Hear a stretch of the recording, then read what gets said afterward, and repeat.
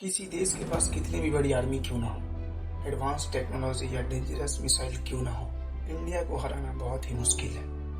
क्योंकि इंडिया को सिर्फ उसकी आर्मी ही प्रोटेक्ट नहीं करती, बल्कि हमारी इंडिया को हमारे जियोग्राफी, नेचर और टेक्नोलॉजी भी प्रोटेक्ट करते हैं। इतिहास इस बात का गवाह है कि जब पाकिस्तान और जापान जैसे देश इंडिया को झुकाने के लिए बहुत सारी कोशिश की, लेकिन इंडिया को झुकाने में कामयाब नहीं हो सके। अगर हम देखें तो नॉर्थ में हिमालय, वेस्ट में थार डेजर्ट, ईस्ट में घने जंगल और साउथ में है पूरा समुंदर। ये चार ऐसे नेचुरल चीजें हैं जो इंडिया को बचाने के लिए हमेशा एक पर्वत और पहाड़ की तरह सामने खड़े रहते हैं। इंडिया के नॉर्थ में है हिमालय। ये लगभग 2400 किलोमीटर तक फैला हुआ है, एक नेचुरल वॉल की तरह।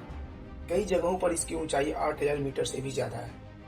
यहाँ की खतरनाक ठंड और हाई एल्टीट्यूड हमारे दुश्मन के लिए बहुत बड़ा चैलेंज बन जाता है।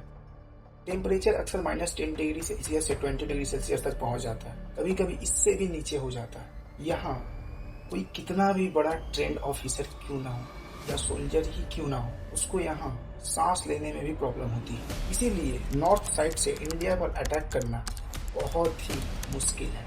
इंडिया के वेस्ट में है थार डेजर्ट। ये लगभग 2 लाख स्क्वायर किलोमीटर तक फैला हुआ है।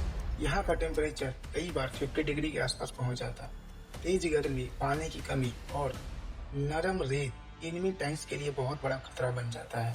1971 में पाकिस्तान ने इसी रास्ते से अटैक करने की कोशिश की थी, लेकिन पाकिस्तान टैंक्स नरम रेत में फंस गए और छुपने की जगह ना होने की वजह से उनकी पोजीशन और कमजोर हो गई। ये बैटल दिखाती है कि थार डेजर्ट भी इंडिया का एक पावरफुल नेचुरल डिफेंस है। इंडिया के ईस्ट में है घने जंगल और पहाड़ी वाले इलाके। इन्हें हम 7 सिस्टर के नाम से जानते हैं। यहाँ जंगल वॉरफेयर बहुत इफेक्टिव माना जाता है। सेकेंड वर्ल्ड वॉर के दौरान 1944 में जापान ने म्यांमार के रास्ते इंडिया में घुसने की कोशिश की थी, लेकिन ब्रिटिश इंडियन आर्मी ने गोरिल्ला वॉरफेयर की मदद से उन्हें रोक दिया।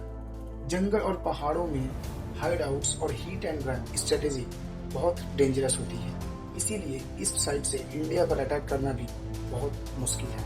इंडिया के साउथ साइड में है समुद्र, जैसे Arabian sea, bay of Bengal और इंडियन ओशन। समुद्र के रास्ते अटैक करना सुनने में बहुत इजी लगता है, असल में उतना इजी नहीं है।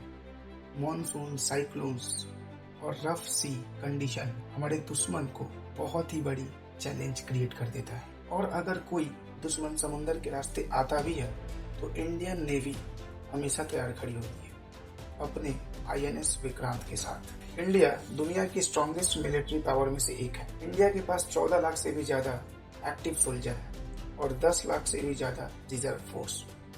इंडिया के डिफेंस सिस्टम किसी भी मिसाइल को हवा में डिस्ट्रॉय करने का क्षमता रखता है। इंडिया सिर्फ डिफेंस में ही स्ट्रॉन्ग नहीं है, टेक्नोलॉजी, इकोनॉमी और डिप्लोमेसी में भी इंडिया तेजी से आगे बढ़ रहा है। सैटेलाइट्स, साइबर पावर और स्पेस टेक्नोलॉजी इंडिया को और पावरफुल बनाती है।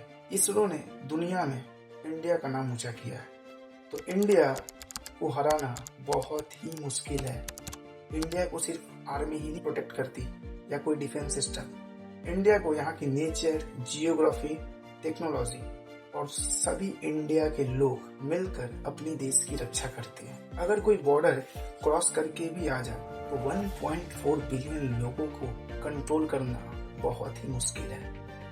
इसीलिए इंडिया पर हमला करना बहुत ही मुश्किल है।